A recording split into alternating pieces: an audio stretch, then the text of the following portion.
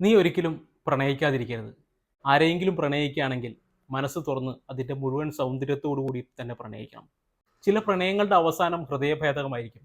പക്ഷേ പ്രണയമില്ലാതെ ജീവിതത്തെ ഒറ്റപ്പെടുത്തരുത്. നിന്റെ പ്രണയത്തിൻ്റെ ഓർമ്മകൾ ഒരിക്കലും നിന്നെ വിട്ടുപോകില്ല. അതിൻ്റെ ഹൃദയത്തിൽ ഇങ്ങനെ പടർന്നു കിടക്കും, സുഖമുള്ള ഒരനുഭവമായി. കുറച്ച് പ്രായമാകുമ്പോഴാണ് നിനക്കത് കൂടുതൽ ബോധ്യമാകുക.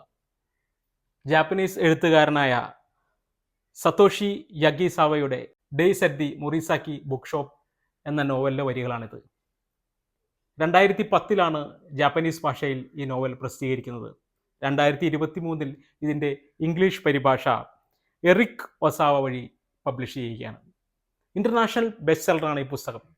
എന്തുകൊണ്ടാണ് ഈ പുസ്തകം ഇൻ്റർനാഷണൽ ബെസ്റ്റ് സെല്ലർ ആയത് എന്ന് നമുക്കൊന്ന് നോക്കാം. എല്ലാവർക്കും റീഡേഴ്സ് കഫേയുടെ പുതിയൊരു ഭാഗത്തേക്ക് സ്വാഗതം. 25 വയസ്സുള്ള തക്കാക്കോ ആണ് ഇതിലെ നായിക. അവളുടെ കാമുകനും സഹപ്രവർത്തകനുമായ ഹിഡയാക്കി എന്ന ചെറുപ്പക്കാരനുമായി അവൾ പ്രണയത്തിലാണ്. ഒരു ജൂൺ മാസത്തിന് മധ്യയുള്ള രാത്രിയിൽ ഇരുവരും ജോലി കഴിഞ്ഞ് ഒരു ഇറ്റാലിയൻ റെസ്റ്റോറൻറ്റിൽ നിന്നും ഭക്ഷണം കഴിച്ചുകൊണ്ടിരിക്കുമ്പോഴാണ് ഹിഡയാക്കി അവളോട് ആ കാര്യം പറയുന്നത്. താൻ വിവാഹിതനാകാൻ പോകുന്നു. 2.5 വർഷമായി ഒരു പെൺകുട്ടിയുമായി അയാൾ പ്രണയത്തിലാണ്. ഇരുവരും ജോലി ചെയ്യുന്ന സ്ഥാപനത്തിലെ തന്നെ വേറെ ഡിപ്പാർട്ട്മെൻറ്റിൽ വർക്ക് ചെയ്യുന്ന ഒരു പെൺകുട്ടിയാണ് അയാൾ വിവാഹം ചെയ്യാൻ പോകുന്നത്. അയാളുടെ ഈ പറച്ചിൽ അവൾക്കൊരു വലിയ ആഘാതം ഉണ്ടാക്കുകയാണ്. കാരണം അവളത് തീരെ പ്രതീക്ഷിക്കുന്നില്ല. അവൾ ചോദിക്കുമ്പോൾ അവൻ പറയുന്നത് 2.5 വർഷമായി ഇരുവരും പ്രണയത്തിലാണെന്ന് പറയുമ്പോൾ അവൾക്കുണ്ടാകുന്ന ഒരു മാനസികമായ ബുദ്ധിമുട്ടുണ്ട്. അവളൊന്നും പറയുന്നില്ല. അപ്പോൾ എന്നാണ് വിവാഹം എന്ന് തൻ്റെ ബുദ്ധിമുട്ട് മറച്ചു വെച്ച് അയാളോട് ചോദിക്കുമ്പോൾ അയാൾ പറയുന്നുണ്ട് ഈ മാസം അവസാനം മിക്കവാറും വിവാഹം ഉണ്ടാകുമെന്ന്. ആ രാത്രി അവൾ ആകെ തകർന്നു പോകുന്നു. അവൾ അപ്പാർട്ട്മെൻറ്റിലെത്തി രാത്രി മുഴുവൻ കരഞ്ഞു. വീണ്ടും ഓഫീസിൽ പോകുന്ന കാര്യം ആലോചിക്കുമ്പോൾ അവർക്കത് ഓർക്കാനേ പറ്റുന്നില്ല. കാരണം ഓഫീസിൽ ചെന്ന ഹിദയാക്കിയെയും കാണുന്ന അവൻ്റെ കാമുകിയെയും വീണ്ടും കാണുന്നു. അവരെ വീണ്ടും കാണാനുള്ള ബുദ്ധിമുട്ട് കാരണം അവളെ ജോലി രാജിവെക്കാൻ തീരുമാനിക്കുന്നു. രാജിക്കത്ത് തൻ്റെ സുപ്പീരിയറിനെ കൈമാറുകയും ചെയ്യുന്നു. ജോലിയില്ലാതെ ആ നഗരത്തിൽ നിൽക്കാൻ പറ്റില്ല എന്ന് അവൾക്ക് മനസ്സിലാകുന്നു. അമ്മയെ വിളിച്ച് കാര്യങ്ങളെല്ലാം പറയുന്നുണ്ട്. അമ്മയോട് മാത്രമാണ് അവളുടെ സങ്കടങ്ങൾ പറയുന്നത്. പിറ്റേന്ന് അവൾക്കൊരു വോയിസ് മെയിൽ വരികയാണ്. അവളുടെ അമ്മാവനാണെന്ന് അയാൾ പറയുന്നു. അവൾക്ക് പെട്ടെന്ന് ഓർമ്മ വരുന്നില്ല. പിന്നീടാണ് അവൾ ഒരുപാട് ആലോചിക്കുമ്പോഴാണ് ഓർമ്മ വരുന്നത്. അവൾ ഹൈസ്കൂളിൽ പഠിക്കുമ്പോഴാണ് അമ്മാവനെ അവസാനമായി കാണുന്നത്. അയാളുടെ ഭാര്യയായിട്ട് സെപ്പറേറ്ററാണ് അയാളൊരു യൂസ്ഡ് ബുക്സിൻ്റെ ഷോപ്പ് നടത്തുകയാണ്. അയാൾ അവളുടെ അടുത്ത് അങ്ങോട്ട് ചെല്ലാൻ പറയുന്നുണ്ട്. അവൾക്ക് ആദ്യം അത് കൺവിൻസ് ആവുന്നില്ല. പക്ഷേ പിന്നീട് ജോലിയില്ലാണ്ട് ഇവിടെ നിൽക്കുന്ന കാര്യം ആലോചിക്കുമ്പോൾ അവൾ അങ്ങോട്ട് ചെല്ലാമെന്ന് പറയുന്നു. മാത്രമല്ല അമ്മാവൻ വേറൊരു ഓഫർ കൂടെ വയ്ക്കുന്നുണ്ട്. അവൾക്ക് അവിടെ പാർട്ട് ടൈമായി ജോലി ചെയ്യുകയും ചെയ്യാം. താമസിക്കാനുള്ള മുറിയും ആ ബുക്ക് ഷോപ്പിൽ അയാൾ അറേഞ്ച് ചെയ്യുന്നുണ്ട്. അവൾ അങ്ങനെ ആ നഗരത്തിൽ ചെന്നിറങ്ങുകയാണ്. ജിംബോച്ചോ എന്നാണ് ആ സ്ഥലത്തിൻ്റെ പേര്. ജിംബോച്ചോയ്ക്ക് ഒരു പ്രത്യേകതയുണ്ട്. ഉപയോഗിച്ച പുസ്തകങ്ങൾ അല്ലെങ്കിൽ യൂസ്ഡ് ബുക്സിൻ്റെ ഏറ്റവും വലിയ ഒരു സ്ഥലമാണ് ജിംബോച്ചോ. 100 കണക്കിന് യൂസ്ഡ് ബുക്ക് ഷോപ്പുകളാണ് ജിംബോച്ചോയിലുള്ളത്. ഇപ്പോഴും നമുക്ക് ഗൂഗിളിലൊക്കെ സെർച്ച് ചെയ്ത് നോക്കി ജിംബോച്ചോ എന്ന് സെർച്ച് നോക്കിയാൽ നമുക്ക് അറിയാൻ പറ്റും. അതിൻ്റെ ഫോട്ടോസൊക്കെ നമുക്ക് ലഭ്യമാണ്. ജിംബോച്ചോ അത്രയും വലിയ യൂസ്ഡ് ബുക്ക് മാർക്കറ്റാണ്. വായനക്കാരുടെ ഒരു വലിയ സ്വപ്നഭൂമി തന്നെയാണ് ജിംബോച്ചോ. അവൾ അവിടെയാണ് ചെന്നിറങ്ങുന്നത്. അവൾ ബുക്ക് ഷോപ്പിൻ്റെ മുമ്പിൽ എത്തുമ്പോൾ അമ്മാവൻ നോക്കി നിൽക്കുന്നുണ്ടായിരുന്നു. ആ ബുക്ക് ഷോപ്പിൻ്റെ പേര് Morisaki books, specialising on literature of modern era എന്ന് എഴുതി വെച്ചിട്ടുണ്ടായിരുന്നു. അമ്മാവൻ 40 വയസ്സായിട്ടുള്ളെങ്കിലും അയാളെ കാണുമ്പോൾ അതിൽ കൂടുതൽ പ്രായം തോന്നിയിരിക്കുന്നു. മെലിഞ്ഞിട്ട് നരകേറിയ ഒരു മനുഷ്യനാണ്. മുഖത്തെല്ലാം ചുളിവുകൾ വീണിട്ടുണ്ട്. അമ്മാവൻ അവളെ വളരെ സ്നേഹത്തോടെ സ്വാഗതം ചെയ്യുന്നുണ്ട്.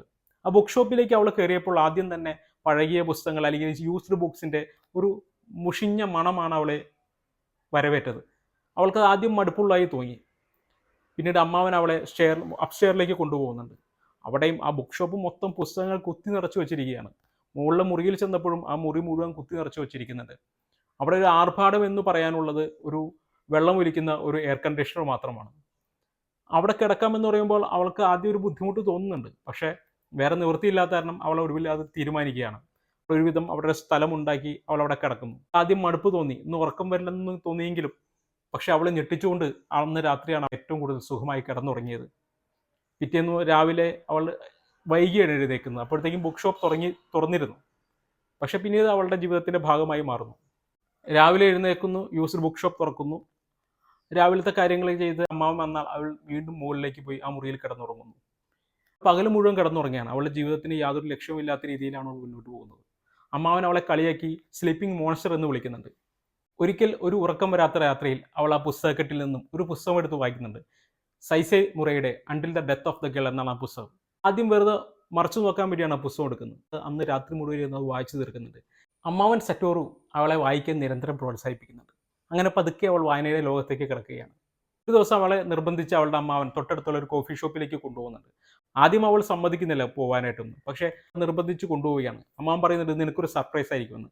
അങ്ങനെ ഇരുവരും ആ കോഫി ഷോപ്പിലെത്തുമ്പോൾ അവിടെയുള്ളവരെല്ലാം അവളുടെ അമ്മാവനെ ഗ്രീറ്റ് ചെയ്യുന്നുണ്ട്. ആ കോഫി ഷോപ്പിലെ വൃദ്ധനായ ഓണർ പറയുന്നുണ്ട്, എൻ്റെ അമ്മാവനെ ഈ നാട്ടിലെ എല്ലാവരും പരിചിതമാണ്. മെല്ലെ മെല്ലെ ആ കോഫി ഷോപ്പും ആ ബുക്ക് ഷോപ്പും ആ പരിസരവും എല്ലാം അവളുടെ ജീവിതത്തിൽ മാറ്റിമറിക്കുന്നുണ്ട്. അമ്മാവൻ താൻ വിചാരിച്ച പോലെയല്ല എന്ന് പിന്നീട് അവൾക്ക് മനസ്സിലാകുന്നു. അയാൾ വളരെ ലോകം കണ്ട മനുഷ്യനാണ്. അയാൾ അത്രമേൽ പ്രിയപ്പെട്ടവനാണ് തനിക്കെന്ന് പിന്നീട് അവൾക്കത് മനസ്സിലാകുന്നുണ്ട്. മോറിസാക്കി ബുക്ക് ഷോപ്പും അമ്മാവൻ സറ്റോറോയും തക്കാനോയും ടോമോയും സബുവും വേടുമെല്ലാം അവളുടെ ജീവിതത്തിൻ്റെ ഭാഗമായി മാറുകയാണ്. അത് അവളുടെ ജീവിതത്തെ തന്നെ മാറ്റിമറിക്കുന്നുണ്ട്. ആ സൗഹൃദങ്ങളാണ് അവളുടെ ജീവിതത്തെ തിരികെ പിടിക്കുന്നത്. അത് അവൾ തന്നെ സമ്മതിക്കുന്നുണ്ട്. മൊറിസാക്കി ബുക്ക് ഷോപ്പും അവിടുത്തെ സൗഹൃദങ്ങളും അല്ലെങ്കിൽ ആ പുസ്തകശാലയിലെ ജീവിതമാണ് അവളുടെ ജീവിതത്തെ തിരികെ പിടിച്ചതെന്നും അവൾക്ക് ജീവിക്കാനുള്ള പ്രേരണ നൽകിയെന്നും അവൾ തന്നെ സമ്മതിക്കുന്നുണ്ട്. പക്ഷേ ഒരിക്കൽ അവൾ ആ തീരുമാനമെടുക്കുകയാണ്. മൊറിസാക്കി ബുക്ക് ഷോപ്പ് വിടാൻ തീരുമാനിക്കുന്നു. അവിടുത്തെ ജീവിതം മതിയാക്കാൻ തീരുമാനിക്കുന്നു. തുടർന്നുള്ള രസകരമായും മനോഹരമായ സംഭവങ്ങളാണ് ഈ പുസ്തകത്തെ കൂടുതൽ മനോഹരമാകുന്നത്. വളരെ മനോഹരമായ പുസ്തകമാണ് days at the Morisaki bookshop. Satoshi Yagisawa നമ്മളെ ആ പുസ്തകത്തിൻ്റെ ലോകത്തേക്ക് വളരെ മനോഹരമായിട്ട് കൊണ്ടുപോകുന്നുണ്ട്. നമുക്കൊരു ഫീൽ ഗുഡ് തരുന്ന ഒരു പുസ്തകമാണ്. വായിച്ച് കഴിയുമ്പോൾ നമ്മുടെ മനസ്സിനെ വളരെ സന്തോഷം നൽകുന്ന ഒരു പുസ്തകമാണ്. ഒരു പക്ഷേ ചെറുപ്പക്കാർക്കായിരിക്കും ഏറ്റവും കൂടുതൽ ഈ പുസ്തകം ഇഷ്ടപ്പെടുക. നിങ്ങൾ ഒരു ഡെപ്തായിട്ടുള്ള ഒരു സാഹിത്യത്തിൻ്റെ ആരാധകനാണെങ്കിൽ, അല്ലെങ്കിൽ അത്തരം പുസ്തകങ്ങളാണ് വായിക്കാൻ ഇഷ്ടപ്പെടുന്നതെങ്കിൽ ഈ പുസ്തകം നിങ്ങളെ നിരാശനാക്കും. പക്ഷേ നേരെ മറിച്ച് നിങ്ങൾക്കൊരു ഫീൽ ഗുഡ് മൂവി കണ്ട പോലെ ഒരു മനോഹരമായ പ്രണയവും പുസ്തകശാലയും ജീവിതവും കോഫി ഷോപ്പും ഒക്കെ ചേർന്നിട്ടുള്ള ഒരു മനോഹരമായ കഥയാണ് നിങ്ങൾ വായിക്കാൻ ഇഷ്ടപ്പെടുന്നെങ്കിൽ ഈ പുസ്തകം നിങ്ങളെ നിരാശരാക്കില്ല. അത്രയ്ക്കും മനോഹരമായിട്ടാണ് പുസ്തകം എഴുതിയിരിക്കുന്നത്. വളരെ സിമ്പിൾ റീഡിംഗ് ആണ്. വളരെ ലളിതമായ ഇംഗ്ലീഷ് ഭാഷയിലാണ് ഈ പുസ്തകം ട്രാൻസ്ലേറ്റ് ചെയ്തിരിക്കുന്നത്. അത് തന്നെ ഈ പുസ്തകത്തിൻ്റെ ഒരു പ്രത്യേകതയാണ്. ഇത്രയും ബെസ്റ്റ് സെല്ലർ ആവാൻ കാരണങ്ങളിലൊന്ന് ഇതിൻ്റെ ലളിതമായ ഇംഗ്ലീഷ് പരിഭാഷയാണ്. എന്തായാലും ഈ പുസ്തകം വായിക്കണം. ഇത് നിങ്ങളെ നിരാശരാക്കില്ല. Days at the Morisaki bookshop ഒരു മികച്ച വായനാനുഭവമായിരിക്കുന്നതിൽ യാതൊരു തർക്കവും വേണ്ട. ഇതിൻ്റെ മലയാള പരിഭാഷ ഇതുവരെ ഇറങ്ങിയിട്ടില്ല. ഇൻ്റർനാഷണൽ ബെസ്റ്റ് സെല്ലർ ആയ കാരണം തന്നെ ഉടൻ തന്നെ മലയാള പരിഭാഷ ഇറങ്ങുമെന്ന് നമുക്ക് പ്രത്യാശിക്കാം. മലയാള പരിഭാഷ ഇറങ്ങിയിട്ടില്ലെങ്കിലും വളരെ ലളിതമായ ഇംഗ്ലീഷ് ആയ കാരണം തന്നെ എല്ലാവർക്കും വായിക്കാവുന്നതാണ്. ചെറുപ്പക്കാരുടെ ഇടയിൽ ട്രെൻഡിങ് ആകാൻ പോകുന്ന ഒരു പുസ്തകമായിരിക്കുന്നതിൽ യാതൊരു തർക്കവുമില്ല. കാരണം പ്രണയവും പുസ്തകവും കോഫി ഷോപ്പും അവിടുത്തെ ജീവിതവും സൗഹൃദവും എല്ലാം കൊണ്ടൊരു ആഘോഷമാണ് ഈ പുസ്തകം. എന്തായാലും ഈ പുസ്തകം നിങ്ങളെ നിരാശനാക്കില്ല എന്ന് ഉറപ്പ് പറയാം. വീണ്ടും ഒരു പുസ്തകമായി അടുത്ത ലക്കത്തിൽ കാണാം.